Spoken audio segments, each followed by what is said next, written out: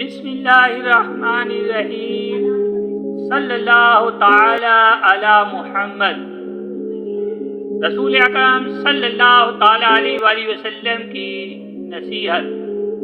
رسول اللہ صلی اللہ تعالی علیہ وسلم نے فرمایا، دن کے اول حصہ میں سونا حماقت، دوپہر میں سونا اچھی عادت اور آخری حصہ میں سونا جہالت ہے۔ حضور نبی اکرم صلی اللہ تعالی علیہ وسلم ایک مسجد کے پاس سے گزرے تو دیکھا کچھ لوگ اس میں بیٹھے دنیا کی باتیں کر رہے ہیں اور زور زور سے ہنس رہے ہیں۔ سلام کے بعد فرمایا، لوگو موت کو یاد کرو۔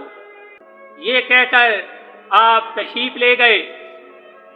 دوبارہ وہاں سے گزرے تو ان لوگوں کو اسی حال میں پایا تو فرمایا، خدا کی قسم، اگر تم کو وہ باتیں معلوم ہو جائیں جو میرے علم میں ہیں تو ہنسنا بہت کم کر دو اور کثرت سے رونے لگو۔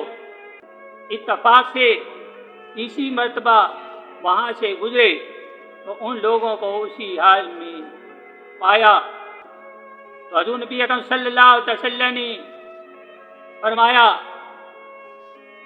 اسلام شروع میں غریب اجنبی تھا، آخر میں بھی غریب ہو جائے گا، بس غربا کے لیے خوشخبری ہے۔ لوگوں نے عرض کیا، غربا کون ہیں؟